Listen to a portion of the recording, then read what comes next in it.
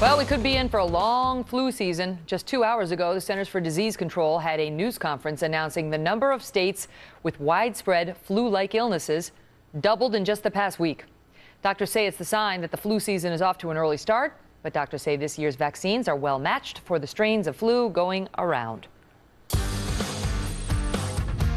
Well, new arguments on both sides today in the Second Amendment fight that has been raging ever since 26 innocent victims, including 20 young children, were murdered inside of a Connecticut elementary school last week.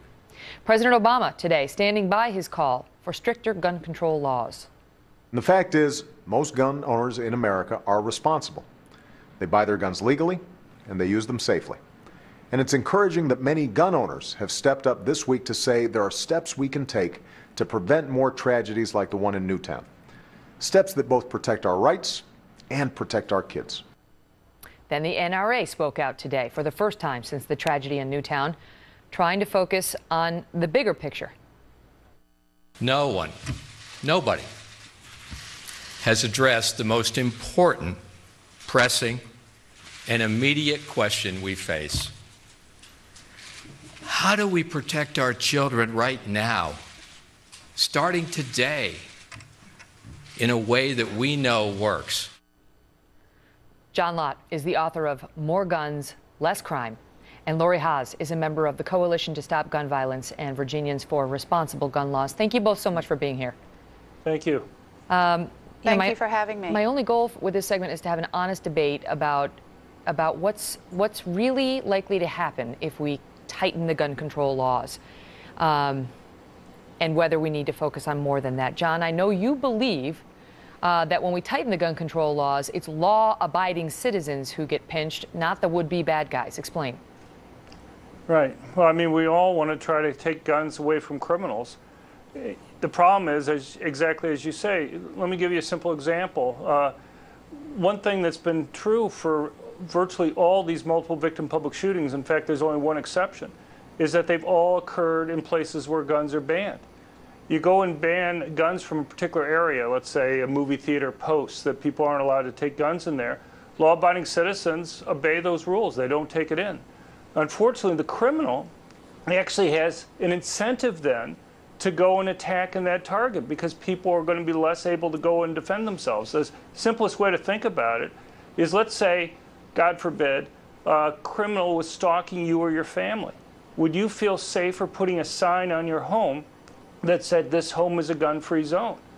I don't think it would stop a criminal from going in. I don't know any gun control proponent that would put up a sign like that. In fact, it would actually encourage them to do it because the criminal know it would be easier to attack them there. And yet, even though we'd never put up a sign like that on our own home, we put up those signs all over the place. If these attacks were random, then we should have 98 or 99% of the multiple victim public shootings should be in places where guns are allowed. Instead, they're virtually all occurring where guns are banned. Well, I want to get Lori to weigh in. Lori, your thoughts? This is what I know. When my daughter Emily was shot twice in the back of the head 5.5 years ago at Virginia Tech, the shooter used a high-capacity magazine clip on his firearm. In that during the ban, state police, and I get my facts from the state police, the sale of high-capacity rounds went down, and the use in crime, state police tell me, was down. After the ban was to be expired, the incidence of those high-capacity rounds in crimes increased. They found them. I know that Cho had access to those high-capacity magazine rounds because of the expiration of the ban. That is what resulted in the carnage at Virginia Tech. 32 people were killed and 17 were injured, including my daughter Emily. Shot twice in the back of the head, you know, by someone who had easy access to military-style people killers. And it's unacceptable in America that we allow this to happen to our children and that we see the answer to gun violence as more guns. John, that is not the answer. We need to remove the threat. We need to remove the threat. I want to come back to that, John, because the high-capacity magazines, and I understand you do not believe that guns, I mean, let's get it straight. The shooters are the ones who decided to pull the trigger. The shooters are the ones responsible, and they decided to use guns. But so many people have said, let's take what happened last week at the elementary school in Sandy Hook. if he hadn't had the magazines, if he hadn't had the weapons he had, maybe he would have been slowed down.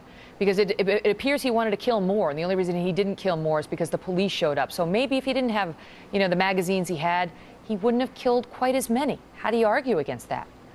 Right. Well, I mean, guns make it easier for bad things to happen. And look, the big thing. That's exactly right. So you. Hold on, let him finish, and then I'll come back to you. Right. Let him finish. I'll come back to you. Go ahead, John. Thank you. I'm sorry. But they also have benefits in terms of protecting people who are being threatened by crime. We have 3 different types of guns out there. You have machine guns, automatic, one pull the trigger, lots of bullets come out. Then you have semi-automatics. Well, they're extremely heavily regulated. Law no enforcement, crimes basically. are committed. Yeah. And then you have semi-automatics, which are one pull the trigger, one bullet comes out. And then you have essentially manual load, like a bolt-action rifle, where you have to pull back the bolt, manually put the bullet in, and then close the bolt again. So, a lot of this discussion about military-style weapons, whatever, it's really kind of a misnomer because there's no difference between, let's say, a hunting rifle in terms of how it functions. I get that. But can you speak to her point about the high-capacity magazines? Why is that? Because a lot of people say, why does a hunter need that? Why does a law-abiding citizen need more than 10 rounds in the magazine? Right. Well, here's the deal. Once a gun can accept a magazine, it can accept a magazine of any length. And we tried banning magazines here above a certain size with the assault weapons ban. I don't know of anybody, any academic, who's found that in published studies by criminologists or economists that found it had a benefit. And there's many reasons for that, but one is that a magazine is like the simplest part of a gun to make. It's just a metal box with a spring in it. Mm-hmm. And so if you were to go and completely ban them, I don't think you'd be any more successful in banning those than you were banning guns in D.C. or Chicago. And Lori, some people say if you look at somebody like Adam Lanza, who's they're always such cowards. He's in there in his military gear against little 6-year-olds. No one was going to come after him. They were little babies, so he could have had all the time he needed, to kill. Is what the argument is. His actions are unacceptable in American society. Let's just do what we can, and let's make attempts and efforts to make it more difficult for people who are severely mentally ill and suffer from violent tendencies to get their hands on these high-powered people killers. But I want to get your thoughts on this, Lori, because that his mother didn't suffer from those, and so she had the guns legally. So even if we revamp the gun laws the way they were from 94 to 04, she still could have got those guns and he still would have had access. They would have been banned at the time if we had kept the assault weapons ban and not let it expire. That's not true. The semi-automatic rifles that she had would not have been covered by the assault weapons ban. Only certain forms of the AR-15 were banned. Let's not argue over how big, how small, how what. Let's fix it. Let's take action. Let's keep these military-style people killer out of the hands of everyday citizens. And I think that Americans are clear. Americans want these people killers off the streets. We want them unavailable to everyday citizens. Law enforcement are and have spoken out on this. They are for the assault weapon ban. And everyday Americans, we do not want to live in a military-style armed society. I don't want to live in a country that has a military weapon on every street corner by every yahoo walking down the street. Mm-hmm. Yeah. John, I'm going to give you a chance to respond, but I do want to ask you, because some are saying now that the ban that was in place from 94 to 04 was largely feckless. It was ineffective because it was feckless, and that if we're going to have gun control again, we need to put some teeth into it. They want to make something more forceful than what we had in place. Well, the advocates who put it in place claimed it was having effect. You can look at statements by Dianne Feinstein or Chuck Schumer when it was about to sunset in 2004. Both of them, as well as many others, predicted huge increases in murders and robbery rates that would occur if it sunset in 2004.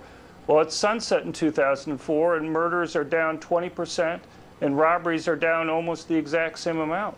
So And the decrease by state Ma'am. police in the number of magazine rounds found at crimes has been cut in half during the ban. It's not true. No. You can find all the facts you want, but let's not argue these facts. The facts are there. 26 children You use a lot. I and don't think you student know and what you're staff's talking about dead. on the guns.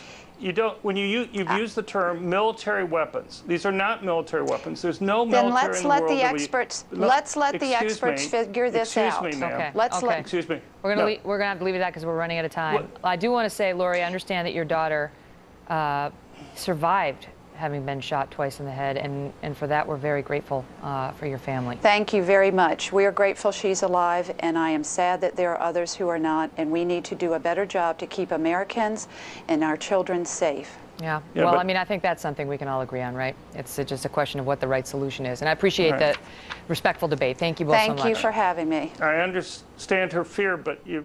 Sorry, John. We're out of time. But John's got a lot of postings online, too, if you want to hear more on either side. You know, a lot of passions running high on both sides of this issue.